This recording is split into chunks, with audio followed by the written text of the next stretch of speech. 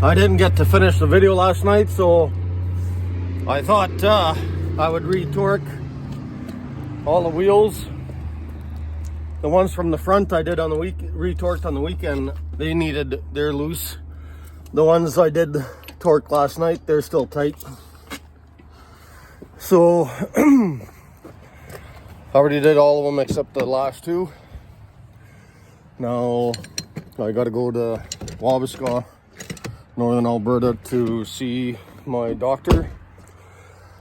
And the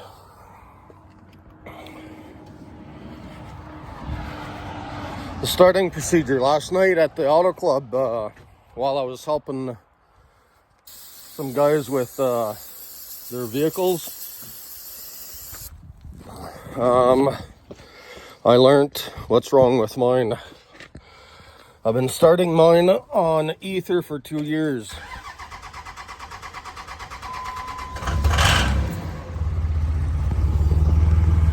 And so I've learned a lot about ether. Some of you might say that I sprayed a lot. And I did. There's a lot of people. One of the issues with spraying ether is everybody says that it's dry and it has a tendency to kill motors, and I would agree. Though this here is 50% ether. That's more ether than most quick starts or cans of ether. There's more ether in these than there is in the rest of them. Most ether is filled with propane and other chemicals, and so I think what's happened is the original ether is often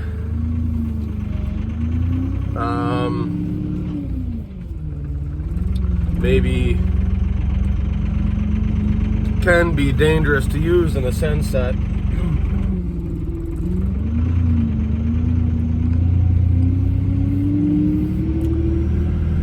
it could be too explosive, too dry. So they do add like different chemicals, like oil-based chemicals, which makes it less dangerous that way. And things like propane is less explosive, though still explosive. And here in town in Athabasca, before Napa closed, they used to sell out of this stuff, the Sure Start. It's so good, so much better than regular ether, that Napa would sell out of this monthly before they closed.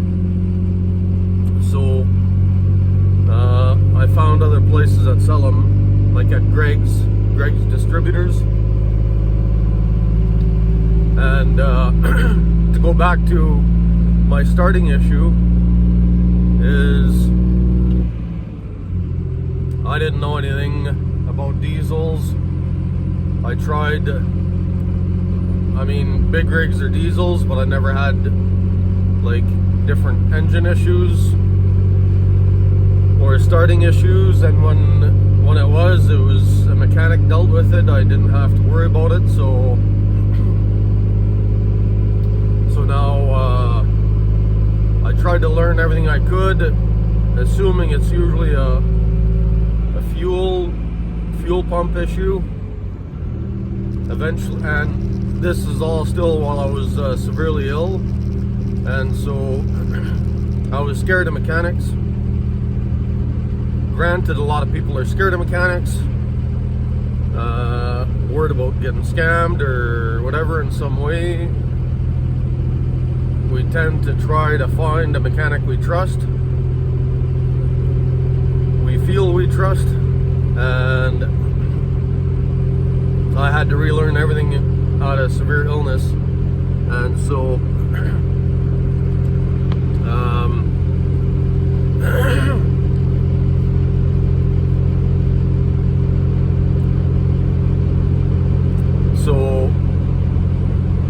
just now, last spring, winter, spring,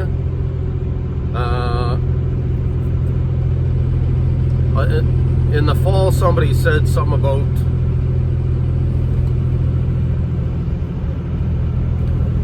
something. I don't remember what it was, but last fall I got a clue.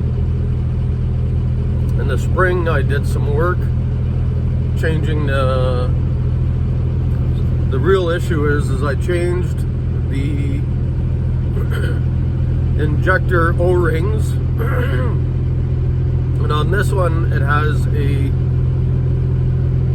injector tube, which I never changed. The problem is I didn't know, and I looked everywhere and I couldn't find anything. Last night I was told I should have and need to change my injector tubes.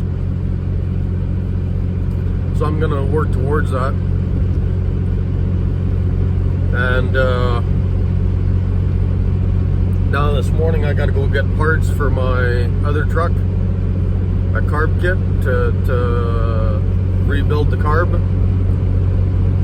And hopefully I'll have that truck running soon, running properly. It seems to be flooding, and also the exhaust manifold has a leak, which would cause it to smoke. And so now this truck here, I got a call. The same guy that told me about the injector tubes, he gave me the name of a mechanic shop that specializes in diesel injection. So I'm gonna call them and see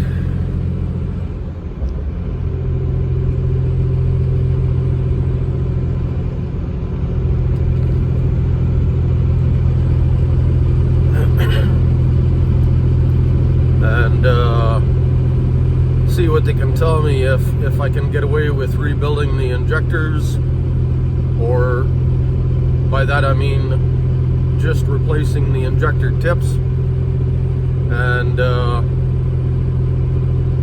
to rebuild the injector, and then so I already bought an O-ring kit when I didn't know I needed to buy injector tubes. So before I do anything else with the motor, with the injectors, I need to order injector tubes. So I've got the O-rings. I need injector tubes before I do anything else. I've got one injector, and I'm looking to rebuild or replace my injectors, probably one at a time. So we'll see what I can do. And that bumper, my Boost Moose bumper, I really don't like it. It sticks out about a foot from the rest of the grill, and it makes it so I can't reach anything in the motor without climbing on the stool. And I bought scaffolding just to get under the hood of my truck, because I hate it. I love the older 1-tons that were low to the ground. The suspension was sprung underneath the axle, and it seems Ford started a trend of mounting the leaf springs on top of the axle. And in the early 90s, a friend, a military vet who'd been blinded by an accident, military accident, he described how impressed he was with it by the fact he could lean his chin against the hood. The hood was high enough that he could rest his arms on his chin on the hood, and to him that meant it was a hell of a truck.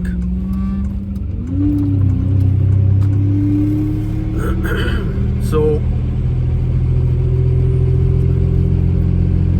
anyway, I hate the fact, and today downtown Edmonton and some of the trucks aren't lifted in the traditional sense.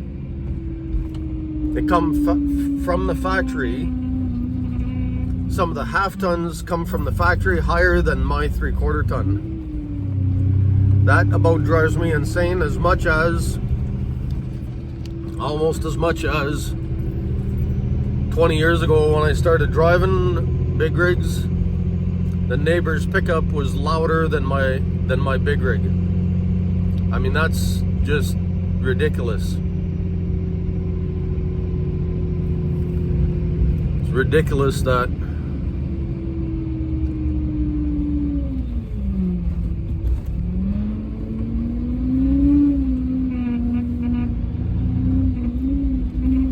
a pickup would be louder than a big rig.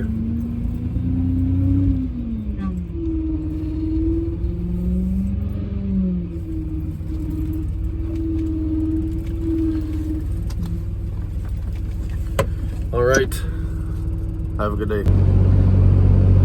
Feels like communication, whether it's talking, thinking, listening, asking questions,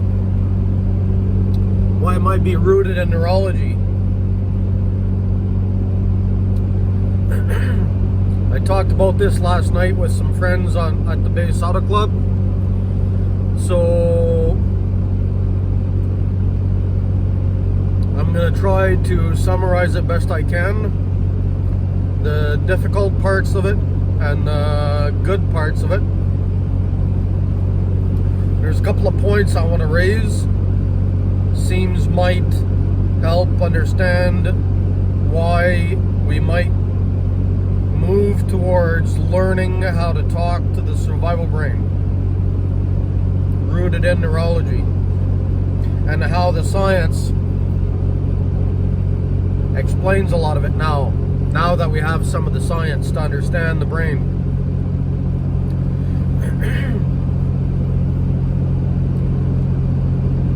I'll start with no-oriented questions I learned in business, and the confusing part I also learned in business is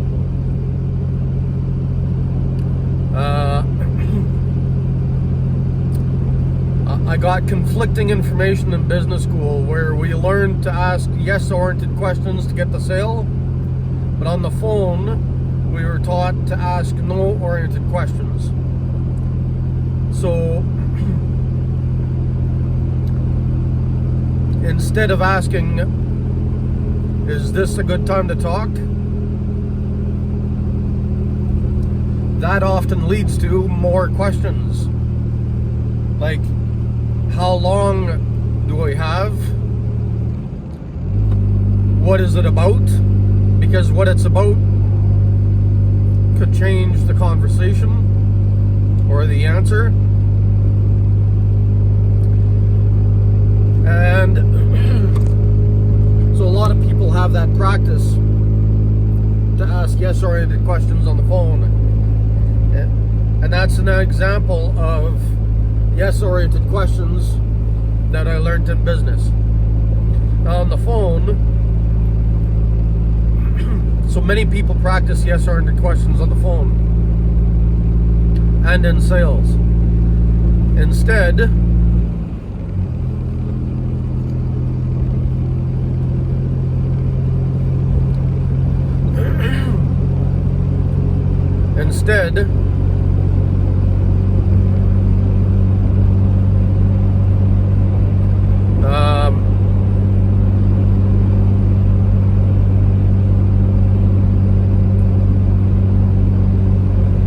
in school we learned no-oriented questions to ask if when I'm cold calling, if this is a bad time to talk.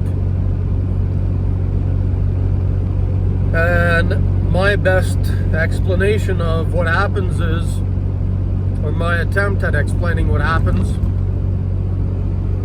is,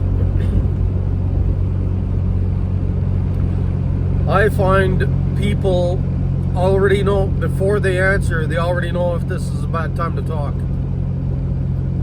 And the response I usually get in seconds, people will say, no, this is a good time, or a version of that. Or they'll say, no, call me back in 2 minutes, 2 hours, 2 days, 2 weeks, 2 months. They already know, often, depending on who I'm talking to, they already know who I am, what it's about. And if they don't, they're happy to tell me, and they're quick to tell me that no, this is a bad time, or no, this is a good time. Now, to expand on that and why it's important to ask no questions in any topic, any comment or question, is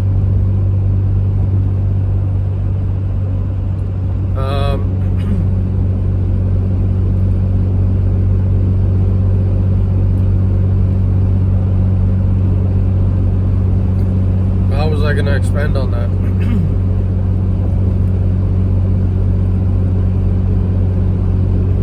Oh, well, because it seems the survival brain wants to protect us. And so our brain wants to say no because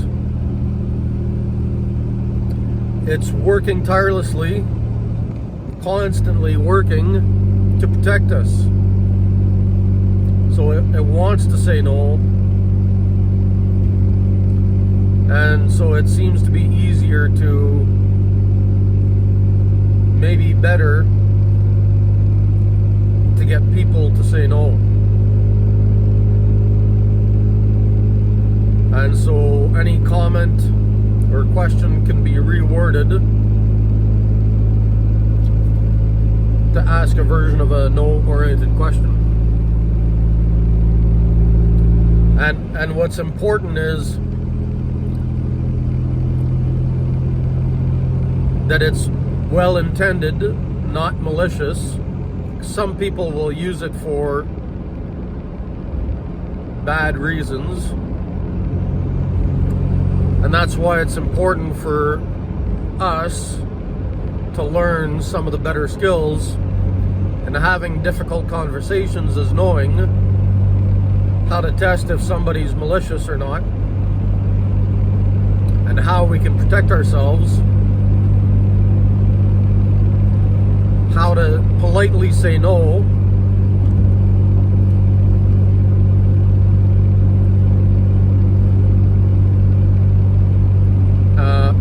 how to say no in an ask that we don't want to,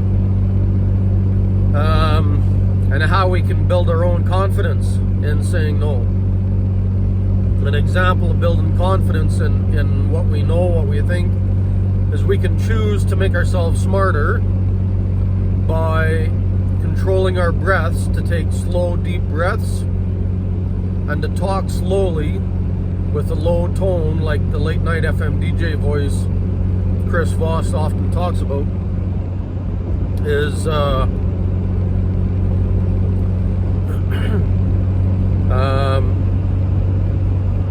that late night FM DJ voice, that's the tone and pace you want. You can use that 24 hours a day, and it feeds all the good neurochemicals, makes us smarter. And so that improves our chances of getting what we want. Whether it's, and we might really want something, though if we control our breathing, take slow, deep breaths, control our pacing and tone of voice, we can make ourselves smarter to help us make the right choice.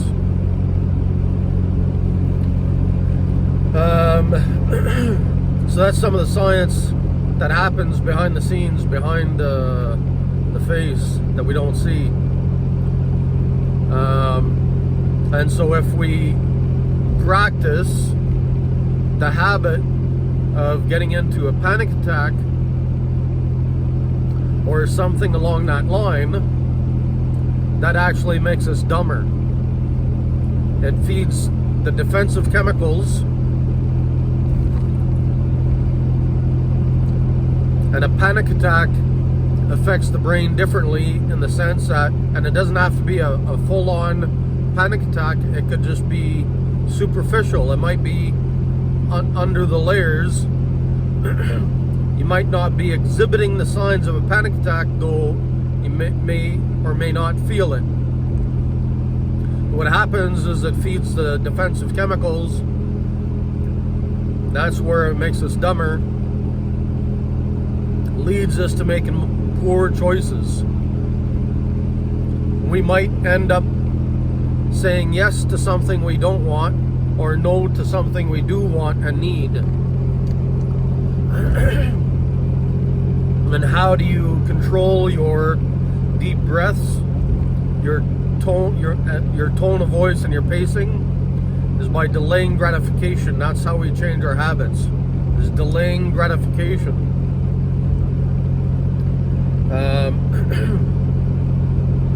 And that's self-control. It's tempting and easy to go for the quick fix, to just give in and just fall to a panic attack or a version or variation of a panic attack. Letting ourselves get carried away.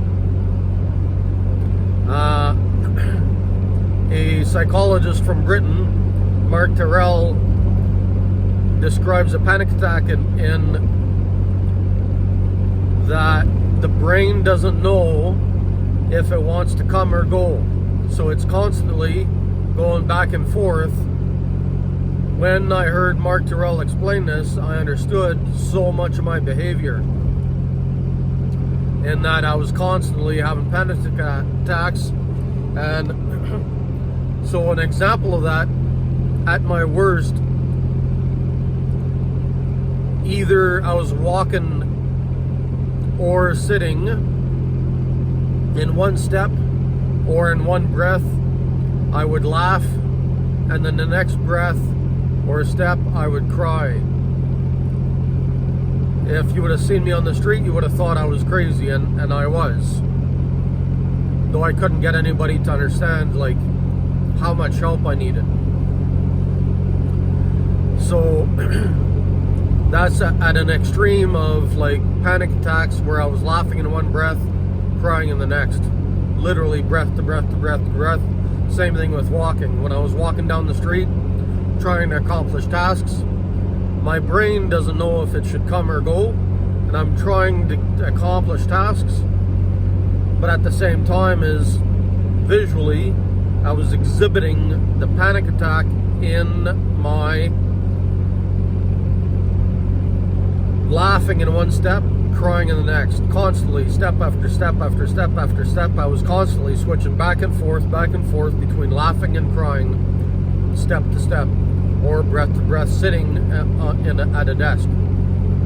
Including in I've had a diagnosis or assessment on the base while I was laughing and crying, breath to breath. And that therapist deemed me to be healthy.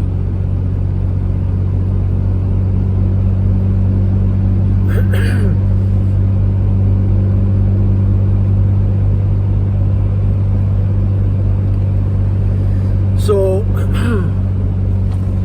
that's some of the science and what happens. And so our brain wants to protect us. Seems important to ask no-oriented questions to help the person feel understood, in the sense that they want to protect themselves. With a no-oriented question, usually people already know. about 99% of the time, they've already given me my answer in about a second or 3.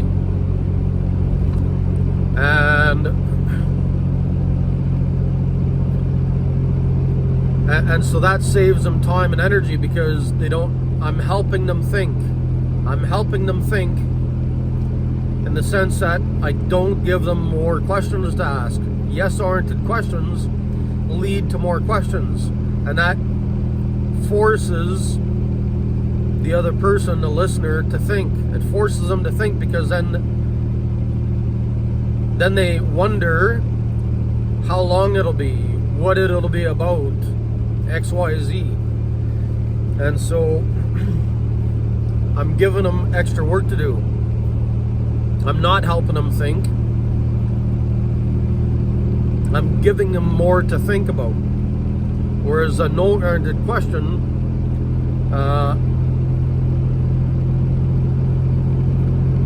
they already know that it's either a good time or a bad time, so they're out with the answer, and they'll help me. People want to speak, and that's why it's important to give them time and space to think and speak, because we have a human nature need to correct. That means we have a human nature need to talk, and the reason we talk is to help the tribe, to help others. And so by giving them space to answer a no-oriented question, they'll tell me if it's 2 minutes or 5 minutes or 2 days or 2 hours or 2 weeks, and because they want to help me. And by being silent for a minute, a couple seconds usually, they'll come out with the answer. They're helping me know. They want to tell me when is a good time for them to talk.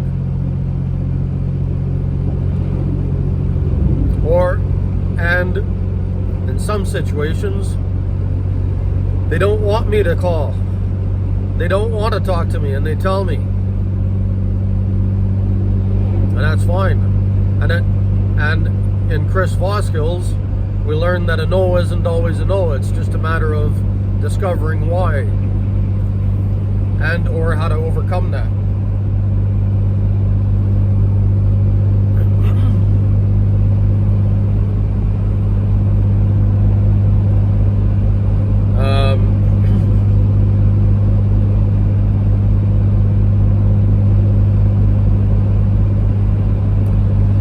So some of the other points on the science. Let's talk about the science for a minute, or expand on the science. What's his name? Socrates was sentenced to death. And you might say, well, life is complicated.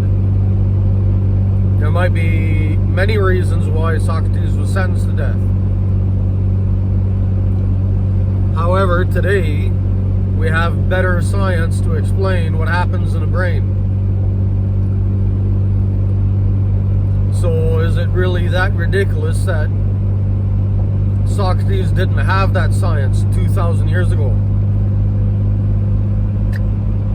What if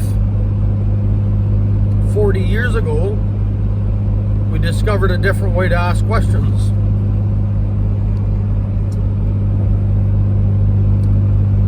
And it seems we didn't learn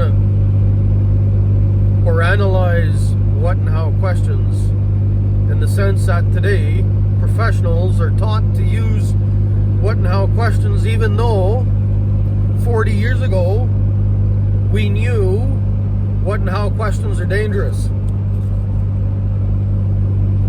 40 years ago we knew what and how questions are dangerous because they were designed, what and how questions are designed specifically to exhaust terrorists, to make them give up, to make them run emotional laps in their brain. And so what happens is, behind the face, under the layers, what and how questions forces deep, exhaustive thinking. So much so, in tests by the Chris Voss team, they've discovered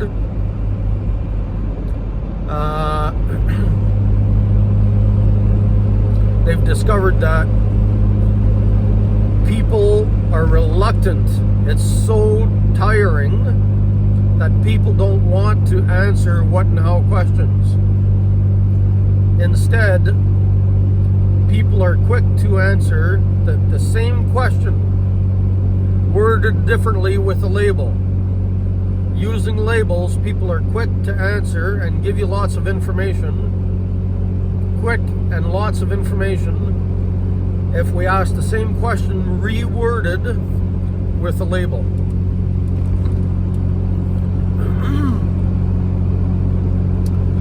So what if, is it really that crazy that Socrates didn't know this, and Socrates probably asked what and how questions leading to his prosecution? Could that be a factor in what led to Socrates being prosecuted to death?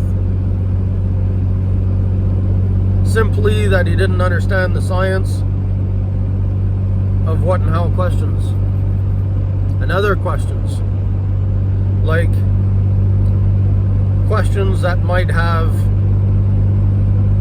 negative connotation or emotional injuries. A lot of people are triggered negatively by why questions, and it's not that we can't use why questions, it's that we have to consider the context. Why might why questions be dangerous? Because it seems often we blame others using a why question, like, why did you do this? Why did you do that? And so often, in the wrong context, before the person is finished asking why, all the negative neurochemicals start flooding the brain. So it doesn't matter what the question is. What comes after the why, what's important is the why often floods the brain with negative neurochemicals. How can you counter that? How can you prevent your brain from flooding with negative neurochemicals? A couple of things we already talked about, like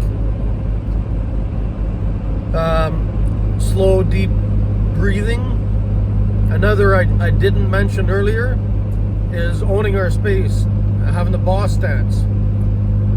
World famous neuroscientist, super geek Ian Robertson, and I think of him as a super geek. Ian Robertson talks about what happens in the brain as a neurologist, and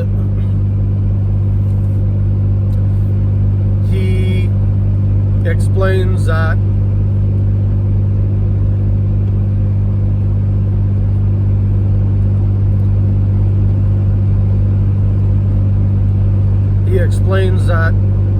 just now I just thought, when I go to university, maybe I should take classes by Ian Robertson.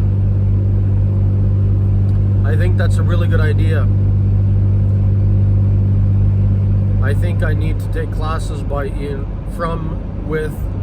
in his classes at Trinity College in Dublin. So the thing with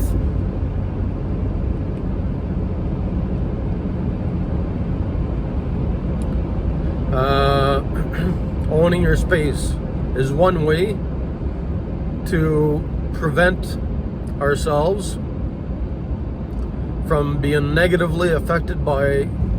One example is why questions, because the brain triggers all the negative chemicals.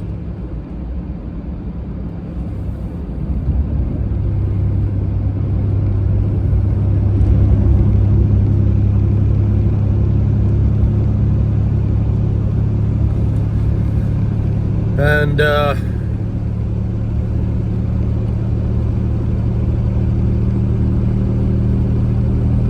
the brain triggers all the negative neurochemicals with the why question. Often, depending on the context, with the why question. Some of the other things we could do, besides slow, deep breathing,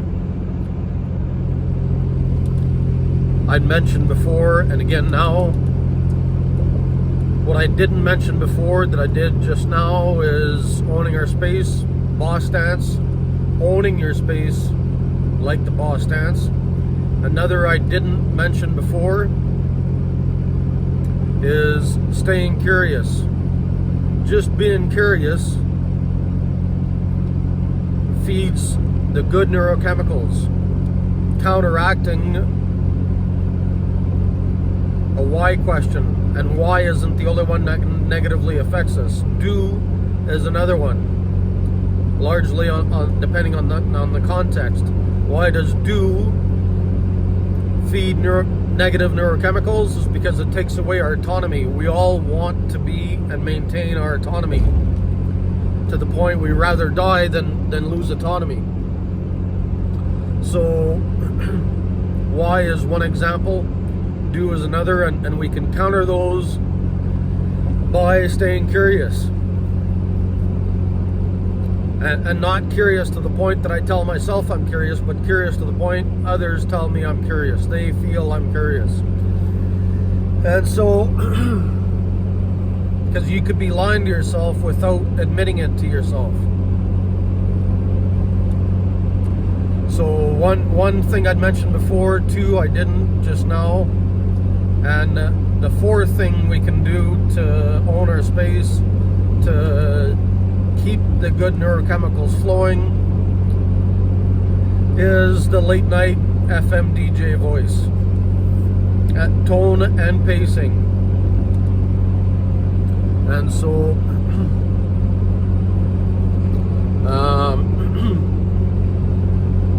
and that's to counter, and that's on the subject of what's his name, Socrates being sentenced to death. Some of these things might explain why Socrates was sentenced to death, and how we can prevent that from happening to ourselves or others.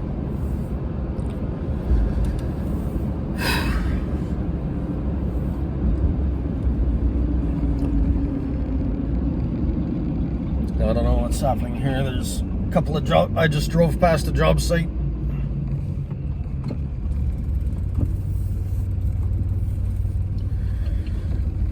And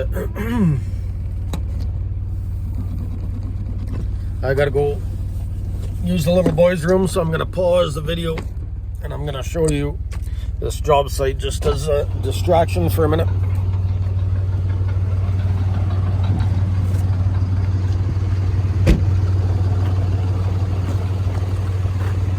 Okay.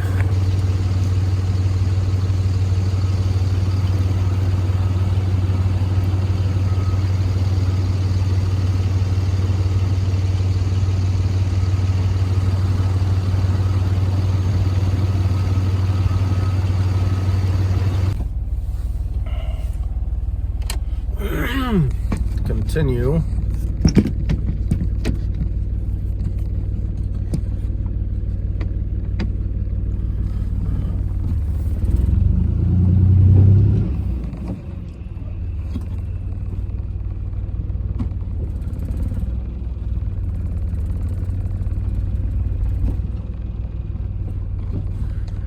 I thought I felt or heard.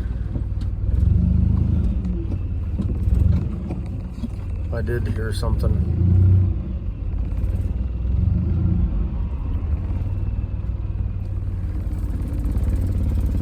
Oh.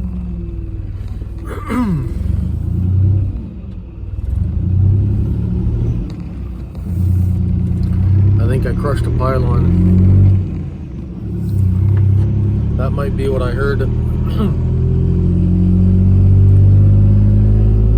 Just about into Wabasca to see my doctor.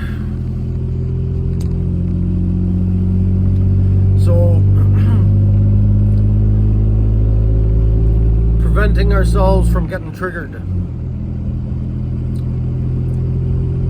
Whether somebody is, and often, unintentionally triggering us, seems rooted in that the majority of society hasn't yet learned the science of how some of these skills affect our brains. And so we could prevent and avoid triggering others by learning some of the science.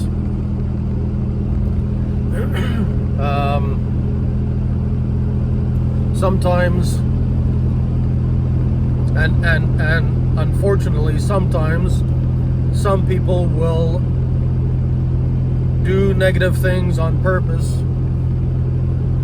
triggering us on purpose for different reasons, and we can choose to avoid a lot of this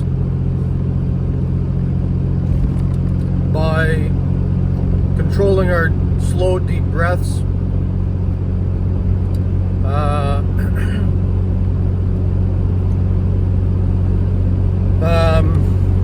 owning our space,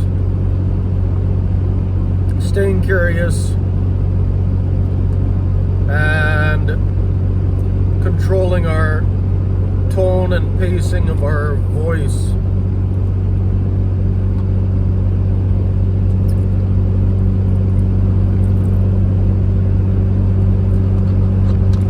Those are the 4 points that come to mind. I'm sure there's more.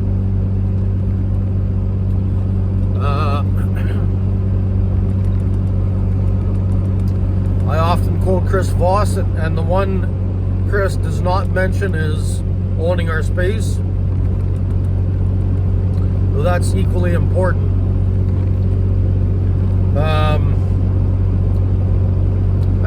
A perfect example of owning our space is like the soccer player. Often the losing team almost cuddle themselves, in the sense that they often kneel on the ground, tuck their head into their arms and into their chest. That's the opposite of owning your space. And the winner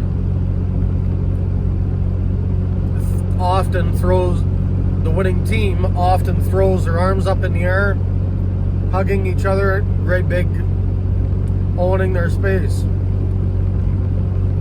And that falls into a natural tendency or practice or habit.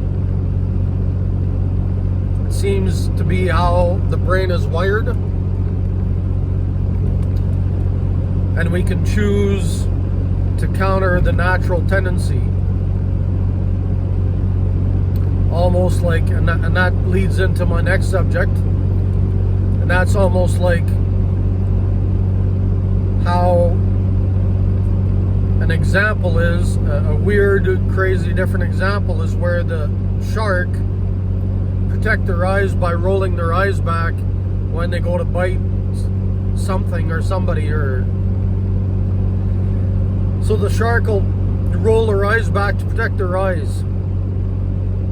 And it seems we do the same with cuddling ourselves in a losing behavior, or owning our spaces in a winning behavior. And so that also presents itself in at the extreme end in depression. So somebody who's depressed will tend, and again, that's on the extreme end, and there's a spectrum in that. So somebody who's on that range will feel all similar negative effects. And that's hard to fake. And you can fake all the good effects, though that's hard to maintain and counter the bad effects when it's naturally, when we're so down and low on ourselves that the natural habit is to double down, and it's like the brain is wired that way. Though Ian Robertson talks about how important it is to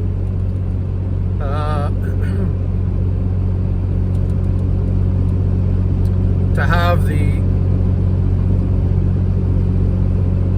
to fake it till you make it. Though it's easier said than done. And so the other thing that we do that's like the shark, like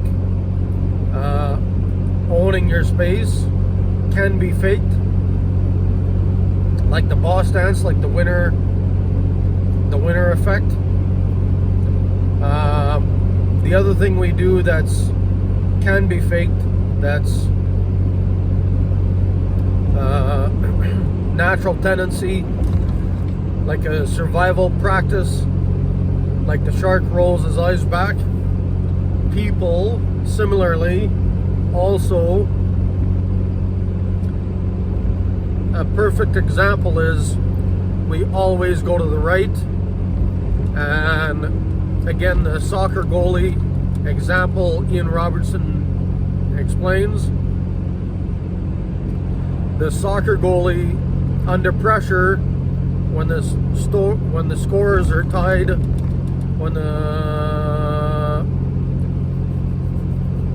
the fate of the game is on, the goalie usually always goes to the right unless they own their space, unless they don't take the slow, deep breaths. And so there's been studies, Ian Robertson talks about the studies that show that everybody around the world, no matter your how is it described? Is it the thinking brain? Or which hand is dominant? Doesn't matter which hand is dominant.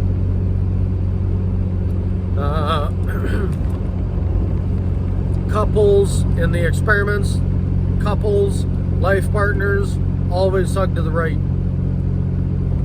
Meaning the right side of their face goes away from their life partner. People are more likely to get closer on the left, in the sense that even with cultural habits like the French, whether in Quebec or in France, whether they're strangers or not, even strangers in France or in Quebec, though it's usually family,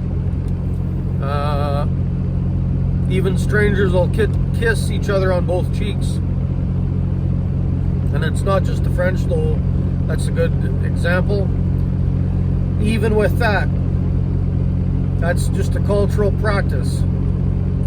The survival brain always hugs on the right. And the science that explains that, in part, is where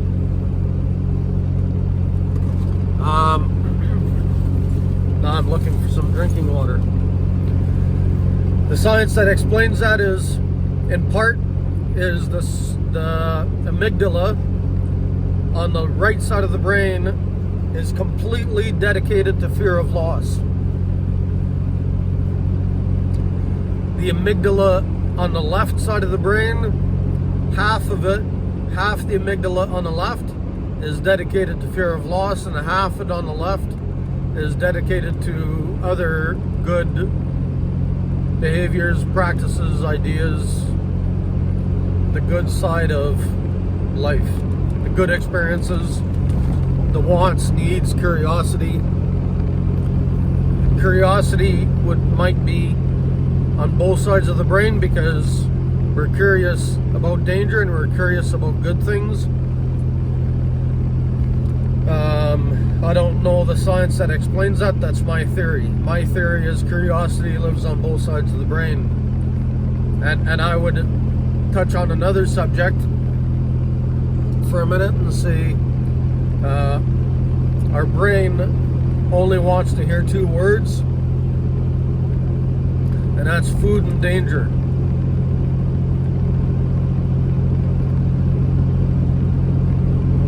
So the reason we talk, my theory is the only reason we talk, and not necessarily the only reason,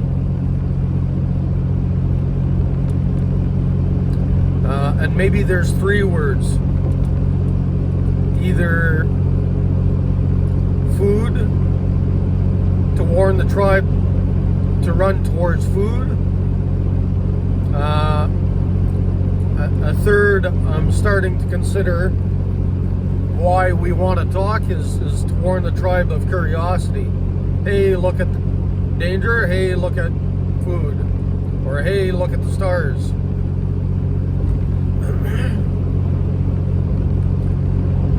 And the third word our survival brain wants to hear seems is rooted in on danger. So food, hey, danger. Food, curiosity, danger. Like the fight, flight, or freeze would be separated into three parts. Similarly, the food, and that might explain that food, curiosity, and danger might be rooted in the fight, flight, or freeze. Might be co-located, might be part of the same system.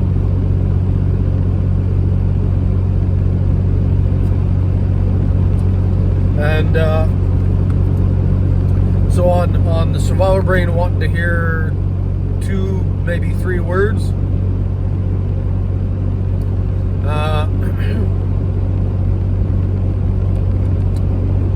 seems to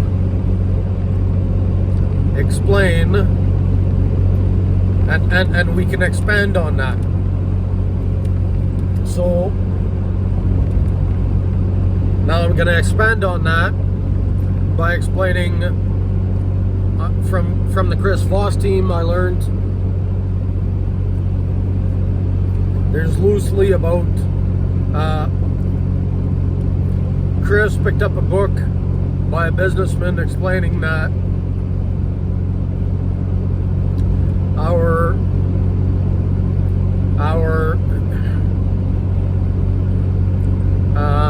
on writing emails. A businessman found and wrote a book suggesting to write 5-sentence emails. And so Chris talks about, and coaches billion-dollar CEOs and everybody else to write that the best email is a 1-sentence subject line only email. And it makes people happy because they don't have to read a long email. Where I've made mistakes is when I was starting to learn how to draft 1-sentence emails. I would make mistakes, I would get poor responses. When I learned to to wordsmith 1-sentence emails appropriately, I got better and better responses. I often write 5-sentence emails or longer. And when it's 5 or more sentences, I often usually start by apologizing for writing a long email. And then people will open the email, they'll see I apologize about the long email, 5 or 7 sentences, and people are usually thankful that there's only 5 or 7 sentences. They're grateful because, well, they think, well, that's not a long email compared to most emails that most everybody sends or writes. So Chris Voss and his team at the Black Swan Group, they often talk about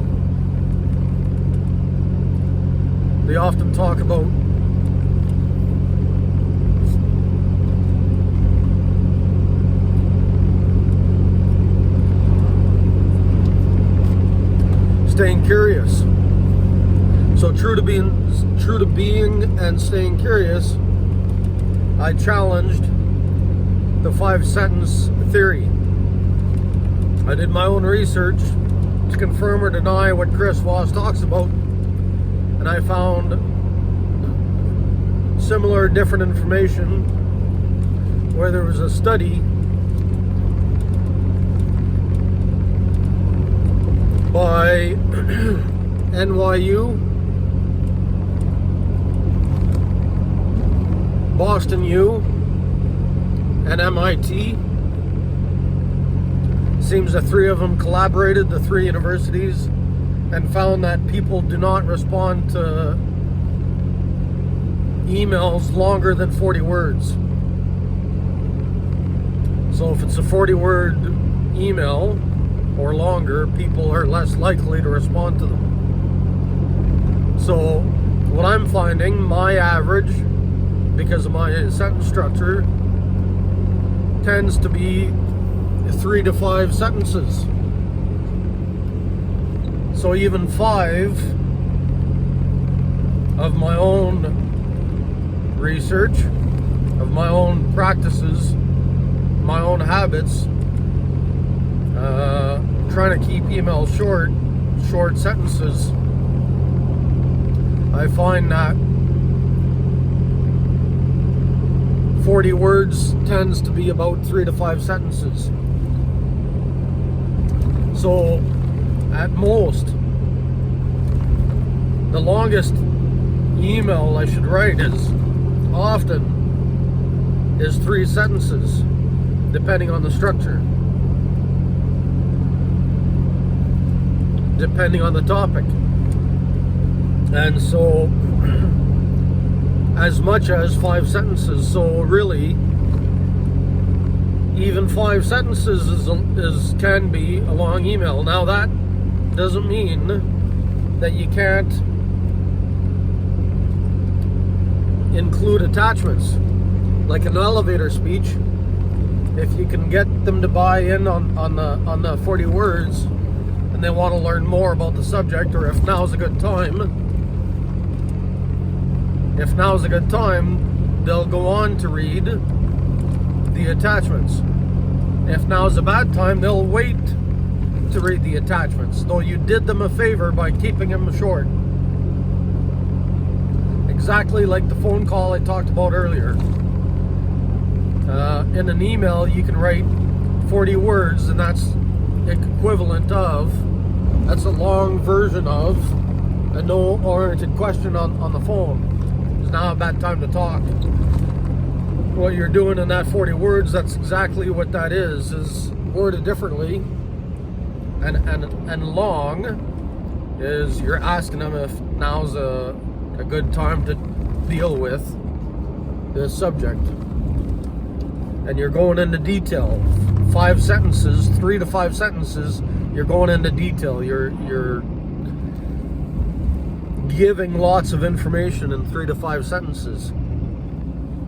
And if they have the time,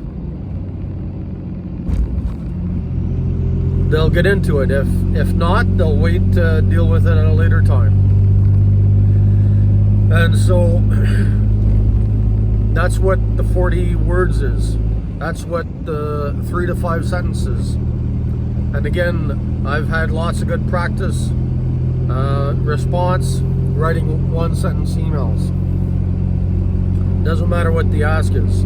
What matters is I had to learn to structure sentences appropriately. To expand on that, what I've recently thought about is, like I mentioned earlier, the brain is split into 3/4 of the brain is dedicated to fear of loss.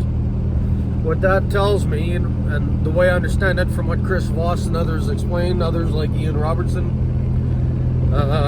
what that tells me is the brain wants bad news first. Chris talks about it at length. Chris often quotes Oprah Winfrey for saying that to always end on a good note.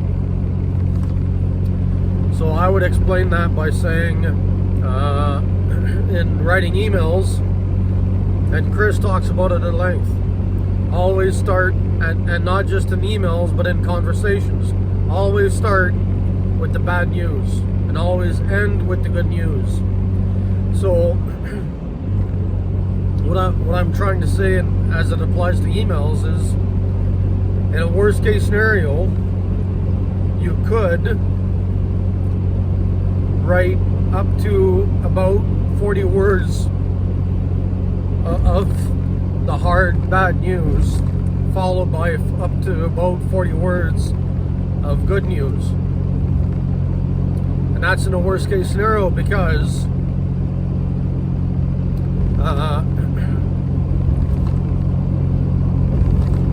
you're going beyond the 40 words.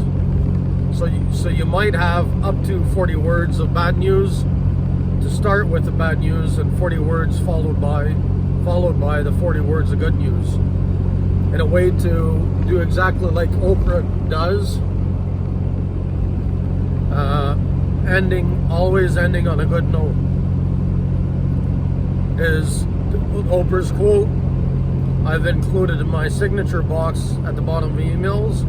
Oprah's quote is, "The last impression is a lasting impression." I'll say that again. The last impression is a lasting impression. And so what Chris discovered is the apology does not belong at the end, because the science explains, and this might be something else that led to Socrates being sentenced to death, is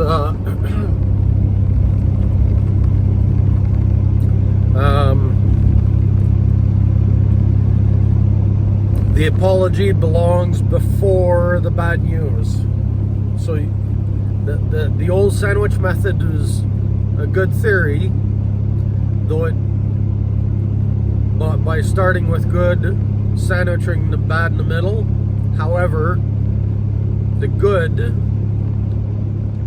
needs to be an apology or a warning that we're going to hit him with bad news. And an example is,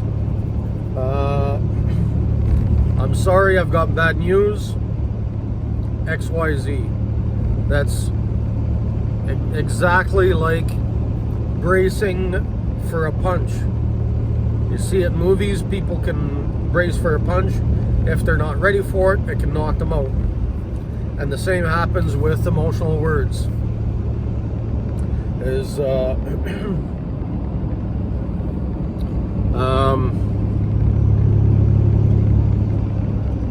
warn them in advance. The apology belongs before. And what I want to mention in that is, what happens is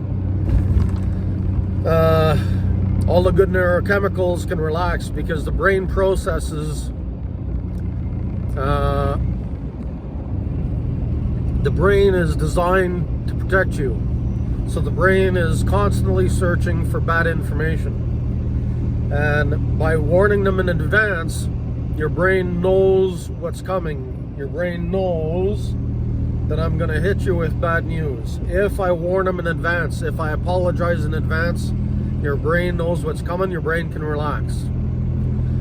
And to expand on that, Chris Voss and his team at the Black Swan Group often talk about our brain, our prefrontal cortex processes about, I don't remember if it's 4 or 40 bits, either 4 or 40, it might be 40 bits of information per second in the prefrontal cortex. And the rest of our brain processes 20 million bits.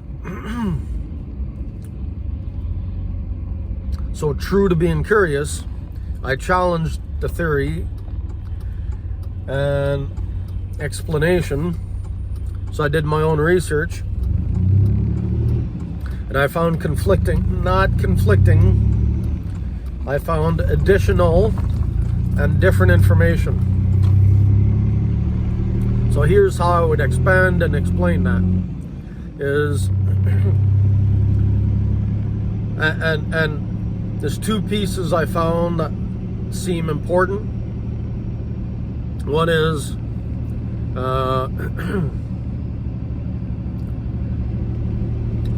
our brain processes 10 million bits. So so 10 million is bits per second is one piece of research or study I found.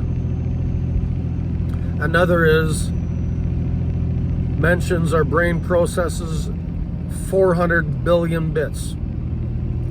Now, what's as important is I took those studies at face value. I did not read the study. I did not study the studies. I simply accepted them at face value. And the way I understand it or expand on it to explain it is my best summary is attempt at a summary.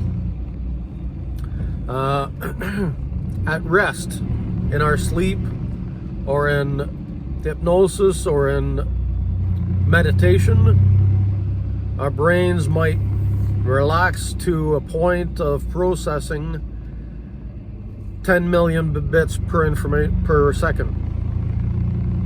In a state of alertness, worry, or concern, our brains can process up to as much as 400 billion bits. So to go back to Chris Voss's explanation or example of 20 million bits, the way I expand or explain that is in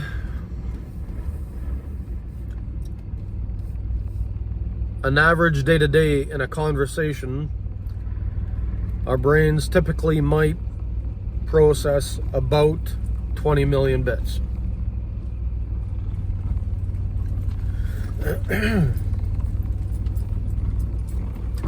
So where was I going to with that? I forget what led me on this.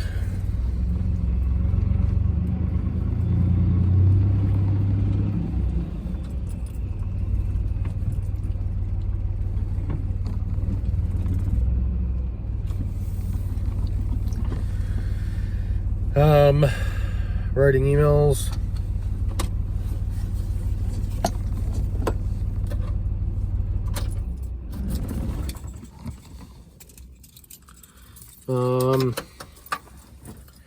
Why we process so much. Right, so if we can help the person relax by warning them that we're going to hit them with bad news, their brain, if we tell the person there's bad news coming, their brain can relax. It doesn't have to be worried about what's coming. And so whether it's in an email or in a conversation,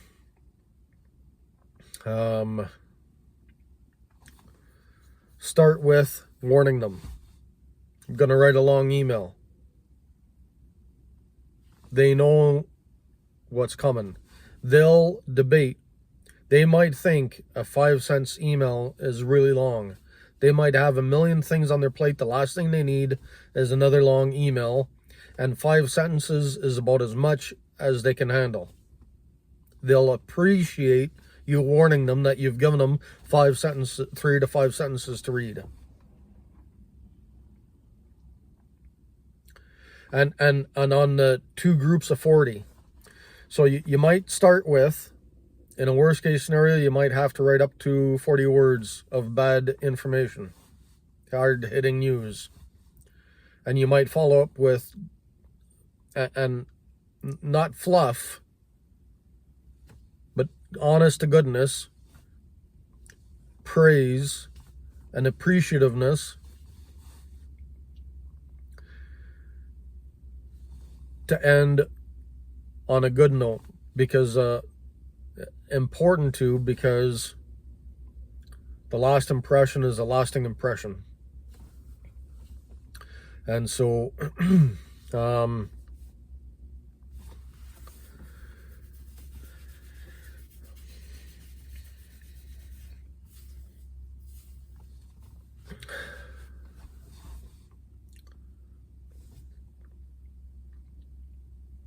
so you might write 2 groups of 40. And I would explain that in the sense that in storytelling, from the time we were cavemen, we all see the cave art, cave paintings, cave art. Seems fair to assume that they probably, even cavemen, told war stories about the hunt. And so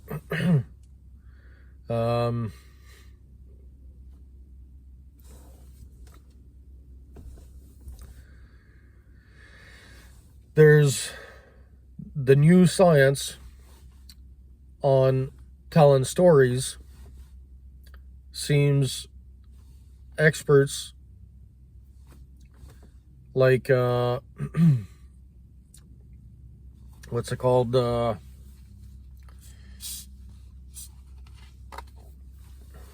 Pixar is a good example of that. They have a science that explains storytelling, where you want to put people on an emotional roller coaster to keep them engaged. Makes good storytelling. So you're telling a group of short stories in a movie from Pixar or other good entertainers. So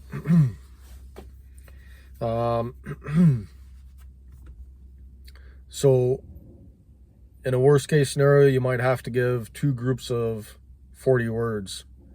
Always start with the negative, always end with the positive, and as much as 40, even twice in an email. Though at most, you really want to keep it. The studies prove that people don't respond to more than 40 words, though you can extend that in a worst case scenario. Always, always, always with the bad.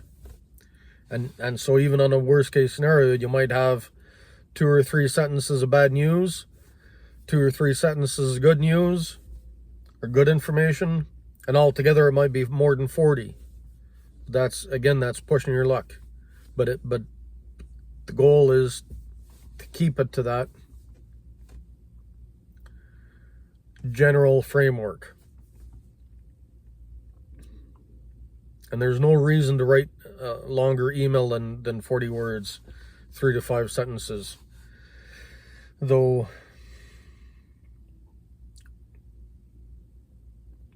in some situations, in some context, you can go beyond 40 words. And you might go up to 40 words twice. 40 words of bad news, 40 words of good information. So I'm at the doctor's office here now. I've got some forms to get back in the military. I need the doctor to look over. I'm now in Wabasco. I'm probably gonna, and I can't have lunch. I need a blood work. So I can't even have lunch. Drinking water. So on that note, have a good day.